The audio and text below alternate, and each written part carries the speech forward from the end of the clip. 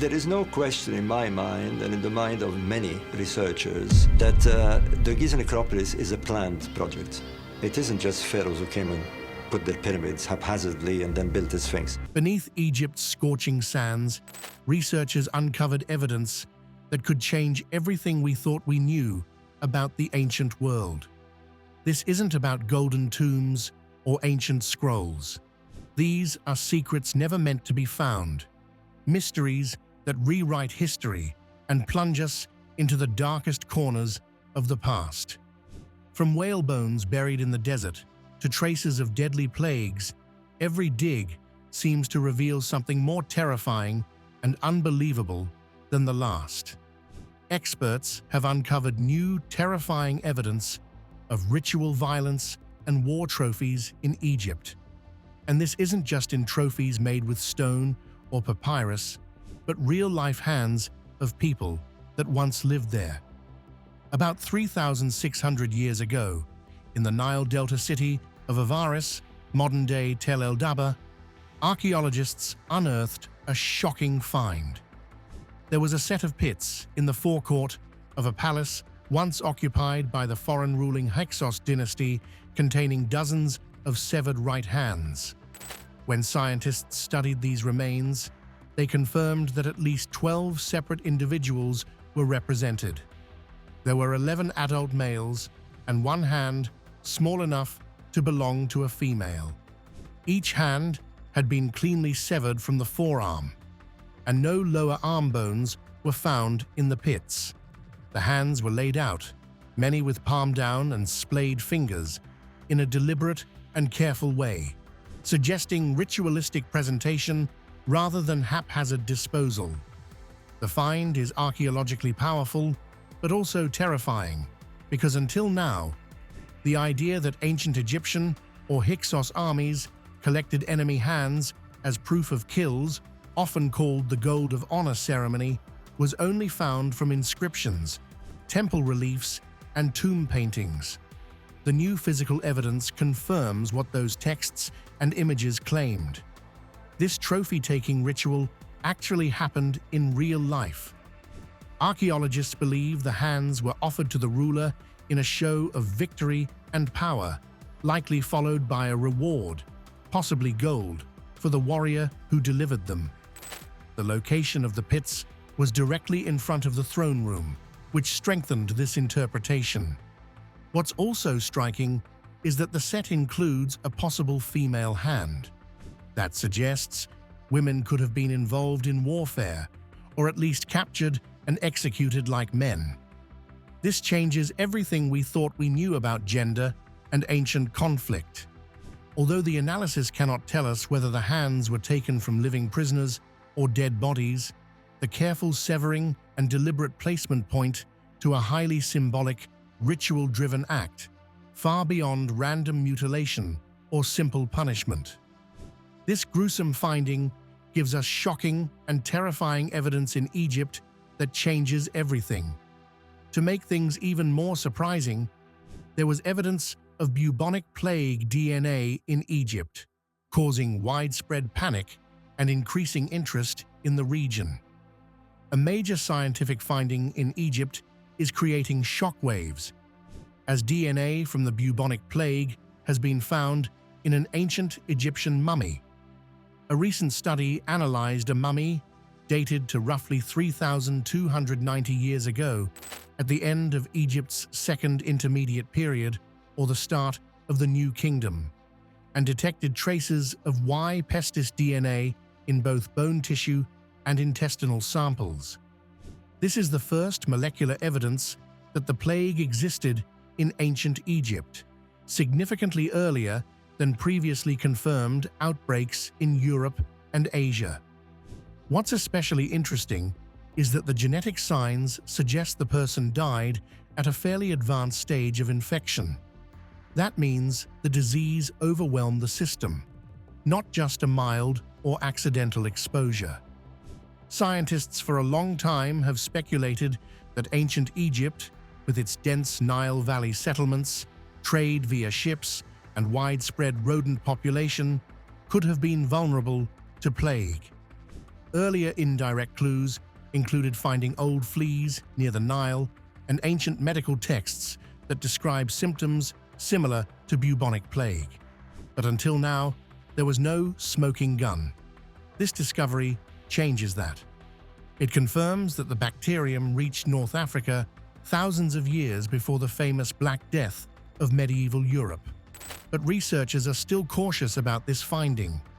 They can't exactly pinpoint how widespread the disease was then and how many people it affected. It could have been a single infection or part of a larger, ancient outbreak lost to history. This finding matters a lot. It rewrites a piece of human health history, showing that plague wasn't limited to the later known pandemics. It circulated much earlier and across a broader geographic range than we realized. It also reveals that ancient global trade and human-animal interactions played a bigger role in spreading diseases long before modern travel. This discovery was frightening, and it immediately attracted talk about whether the plague could return. But scientists reassured the public that an ancient strain could not cause a modern epidemic. They only found the genetic material and not a living, viable bacterium. The bacteria in the mummy has been dead for a long time, and the DNA has fragmented into inert, non-infectious pieces. Scientists use advanced laboratory techniques to extract and sequence these tiny fragments solely for historical and genetic research purposes. With advancements in sanitation, public health, antibiotics, and disease surveillance, it's not possible to return to the pre-antibiotic era devastation. The discovery of plague DNA in an Egyptian mummy brings a long-standing theory into sharp focus. The plague didn't only haunt medieval Europe, but long before that, it haunted ancient Egypt. Researchers also uncovered new terrifying evidence that surprised them about the bust of Nefertiti. Scientists have discovered the bust of Nefertiti and its origins and realized its importance to the history of Egypt. The bust captures the face of Nefertiti, the Queen of Egypt and wife of Pharaoh Akhenaten, who ruled during the 18th dynasty about 3,400 years ago. Scholars revealed that the bust was crafted about 1345 BC by the royal sculptor Thutmose in the short-lived capital of Amarna, which was called Akhetaten then. Its discovery happened on December 6, 1912, when a German archaeological mission excavated the sculptor's workshop at Amarna, led by archaeologist Ludwig Borchardt. The bust was found among other objects in what appeared to be the huge workshop of Thutmose, and it was a discovery that stunned everyone involved. Standing about 45 centimeters tall and made from limestone coated with painted stucco, the bust showcases delicate craftsmanship. The long, graceful neck, the symmetrical facial features, the elegant crown, and the regal bearing give Nefertiti an almost lifelike presence. It was very different from earlier, more rigid and stylized Egyptian art. After its discovery, the bust was taken to Germany. This was part of the routine division of fines agreement between the excavators and the Egyptian Antiquities Authority. It eventually ended up in the Neues Museum in Berlin, where it remains one of the most treasured exhibits in the museum. Over time, the bust has become far more than just a relic. It's grown into a global icon of ancient Egypt, as it combines beauty, mystery, power, and artistry all in one sculpture. For many, Nefertiti's face captures something timeless. It blends royal dignity and serene beauty. But the sculpture attracts a lot of controversy. Some in Egypt, including prominent archaeologists, argue that the bust was removed under questionable conditions, and today there are ongoing calls for its return to its homeland. There have also been some debates over authenticity. Some art historians have suggested the possibility that the bust might be a more modern creation rather than an ancient original. But after checking the material analysis, radiological scans, and pigment studies, it's clear that this is a finding from the Amarna period. But as experts continue to look into the history of Egypt, some terrifying findings have been revealed, like when whale bones were uncovered in a desert. Imagine walking across a dry, windswept desert in Egypt and stumbling upon the bones of enormous whales. It sounds impossible, but that's exactly what you find at Wadi al-Hitan, also known as the Valley of the Whales. This remarkable place reveals a story of lost seas, but also evolution and how our planet can change.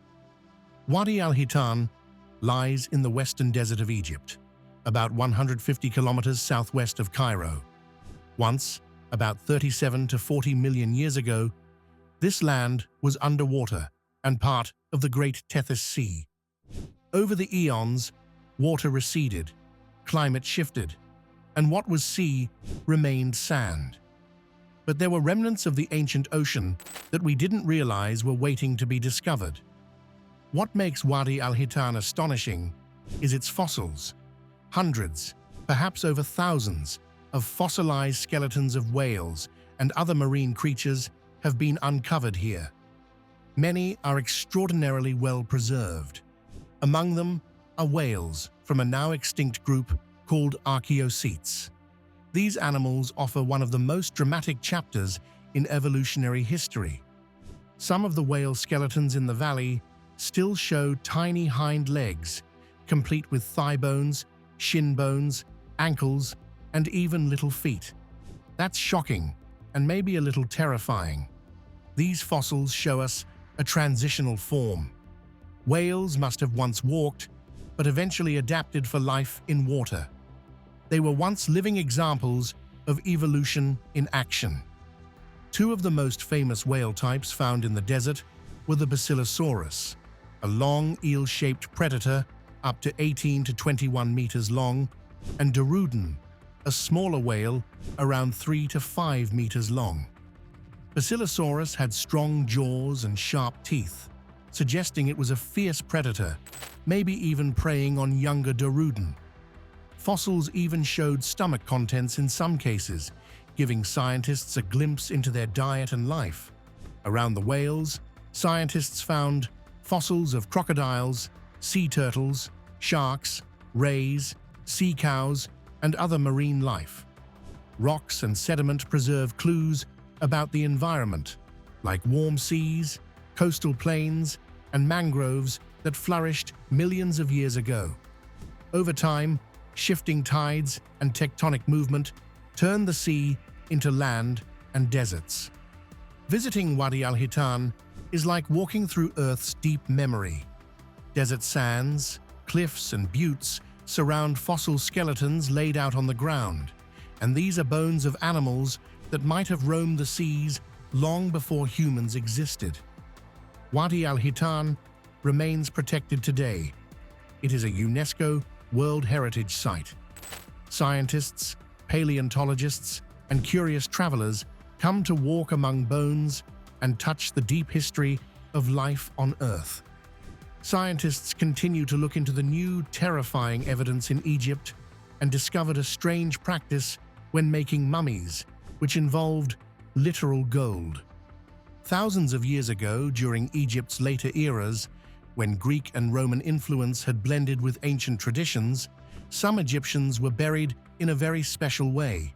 When archaeologists excavated tombs near sites like Taposiris Magna, near Alexandria, and Oxyrhynchus in Middle Egypt, they found a surprising number of mummies carrying tiny gold foil plates shaped roughly like tongues placed inside the mouths. Those gold tongues were not decorative jewelry, at least not in the modern sense. Instead, they were part of a deeply spiritual belief about death and the afterlife. The ancient Egyptians believed that to enter the underworld and stand before Osiris, judge of the dead, the deceased would need to speak. But once the body was dead and mummified, the real tongue might not work properly anymore. So, embalmers replaced it with gold, which was considered the flesh of the gods, to give the dead person the divine power to speak in the afterlife. The practice seems to have been more common during the Greco-Roman and Ptolemaic periods than during the times of the pharaohs of the Old Kingdom or Middle Kingdom. In these later centuries, as Egyptian and foreign customs merged, this gold tongue ritual became part of funerary traditions for some people, probably those connected to temples, priesthoods, or elites who could afford more luxurious burial rites.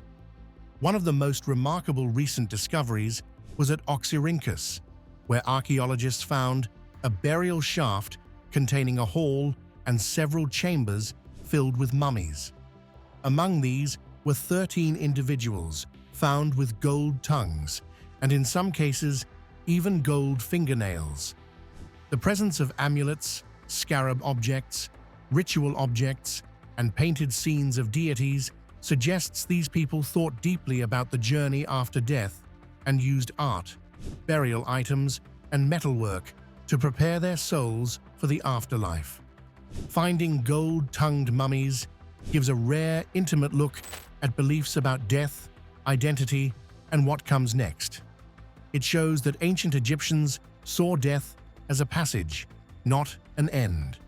For them, speaking to gods, being judged, and continuing existence in another realm mattered enough that they would plan, prepare, and spend resources to make sure they could speak even after death. As experts were looking into the strange findings in Egypt, they discovered a secret corridor in the Great Pyramid, which changes everything we thought we knew. The Great Pyramid of Giza was built over 4,500 years ago under the reign of Khufu. For centuries, we assumed we more or less understood its insides, which included its known chambers, passageways, and burial rooms. Then, in recent years, a research team used modern science, not picks and shovels, but particles from space, to peer inside without disturbing a stone.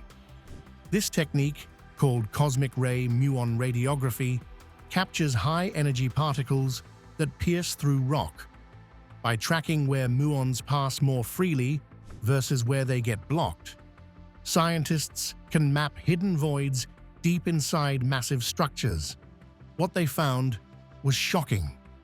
Just above the north face entrance of the pyramid, behind a chevron-shaped outer stonework, lies a corridor hidden for millennia. This passage is roughly 9 meters long and 2 meters wide and high, enough that it might once have been navigable. In early 2023, the research team even managed to send a tiny endoscopic camera through a narrow joint between stones to photograph the interior of the corridor. For the first time in over 1,000 years, humans glimpsed this secret passage. So, what was this corridor for? Experts believe its most likely purpose was structural. The pyramid's builders possibly used it to redistribute weight to relieve pressure on the entrance area, preventing stones above from collapsing inward or cracking under an enormous load. This doesn't rule out other ideas. Maybe it was part of an unfinished plan or connected to another chamber we don't yet know about. For now, it remains a mystery. Even something that has been widely studied, like the Great Pyramid, can hide secrets. With modern science, particles from space, tiny cameras snaking through stone joints, radar and scanning, we can explore without digging or damaging history. Experts are also looking into evidence of cancer treatments in ancient Egypt, which was discovered in 2024. It begins with a skull, known as Skull 236, held in the University of Cambridge's Duckworth collection. This skull belonged to a man who lived around 2687 to 2345 BCE, so roughly at the time when the Great Pyramids stood tall.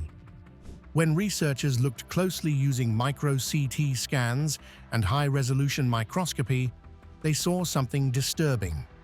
The bone showed a large lesion, a grave wound where tissue had been destroyed, surrounded by many smaller lesions, just like you'd expect with a severe metastatic cancer. But that wasn't the only surprise. Around the edges of some of those lesions, the bone bears fine, deliberate cut marks, as if someone had used a sharp, metal instrument to cut around the tumors. The researchers say that this is something you won't suggest. More than 4 millennia ago, an ancient physician attempted to remove or at least examine the cancerous growth. If that sounds like modern surgery, you're right, because it almost is. This might well be the earliest known human attempt at cancer treatment. One of the researchers, a paleopathologist, called it a milestone in the history of medicine. Aside from the older skull, the study also examined another from a woman who lived between 663 and 343 BCE. Her skull, too, showed signs of a bone-destroying tumor and even healed wounds from previous traumatic injuries. So, ancient Egyptian doctors didn't only attempt surgeries for cancer, but also had experience with treating injuries and helping the body heal. Ancient Egyptians didn't just accept suffering and death. They observed, experimented, and tried. They recognized the abnormal swellings or lesions, which we now call tumors, and they employed tools and procedures to fight them, even never knowing if success was possible. They were as determined then as we are today to understand what afflicts the human body. Of course, medicine was rudimentary. Without antibiotics, modern surgical tools, or knowledge of cells and genes, their efforts were limited. The cut marks show intention, not miracle. We can't know if the man survived, or if the procedure relieved pain or prolonged life. The cuts may even have been made after death, perhaps for study. The researchers themselves admit they can't be certain whether the marks indicate a true attempt at treatment or a post-mortem exploration of disease. Some of these findings seem to confirm ancient theories and tales, like the curse of Tutankhamun. If you step into an ancient tomb in Egypt, you might think that all you get is a time capsule. But scientists have revealed that these sealed spaces hide hidden dangers, like dormant mold, bacteria, and even toxic gases, all long sleeping, now potentially revived when air rushes in. The toxic molds in tombs can pose health risks. Many say it's connected to the curse of Tut. Long ago, when tombs were sealed, people placed not only the dead inside, but also food offerings, cloth, wooden objects, and other organic materials. Over millennia, those items could decay very slowly. Mixed with Egypt's warm, dark, often humid conditions underground, the environment is ideal for fungi and bacteria that like damp, dark places. One culprit is a mold called Aspergillus flavus, known to be resilient and able to survive long periods of dormancy. Its spores can lie undisturbed in tomb dust or on mummies' wrappings, waiting for a chance to bloom when disturbed. Studies of old mummies and museum-stored remains around the world, not only in Egypt, often find a host of fungal species. Some are harmless, and some are capable of causing respiratory or allergic reactions. When explorers or archaeologists crack open a tomb, dust and spores stir. Early modern excavations, including the opening of Tutankhamun's tomb in 1922, fueled tales of a curse. It's not exactly a curse, but it's mostly because these archaeologists inhaled ancient spores, bacteria, or gases like ammonia or other decomposition byproducts that might have built up in confined, sealed spaces. Such spores, if inhaled, especially by people whose immune systems are weak, can cause serious lung problems, allergic reactions, or worse. Some experiments have shown that fungi from tombs can survive in dry, salty, low-oxygen environments for centuries. Although not many people have fallen ill after opening these tombs, that doesn't mean the risk is zero. Ironically, the same fungus is now being studied as a possible source of medicine. Researchers recently found that Aspergillus flavus generates compounds that under lab conditions show promise against cancer cells, but experts didn't believe that they could actually find the Book of the Dead scroll while digging into Egypt's history. The Book of the Dead, sometimes called the Book of Coming Forth by Day, wasn't a single book, but a collection of spells and prayers written on papyrus, a paper-like material made from reeds. Egyptians believed that after death, the soul would journey through a dangerous underworld, full of monsters, tests, and challenges before reaching eternal life. The spells acted like magical instructions, guidance, and protection for this journey. One of the most famous versions is the Papyrus of Ani, made around 1250 BCE. It belonged to a scribe named Ani and is now kept at a museum in London. This long, beautiful scroll shows gods, judgment scenes, and gives Ani the words and images he needed to navigate death and home for a safe arrival in the afterlife. Even recently, archaeologists have discovered new copies of the book. In 2023, they found a 52-foot-long papyrus inside a coffin at the necropolis near Saqqara.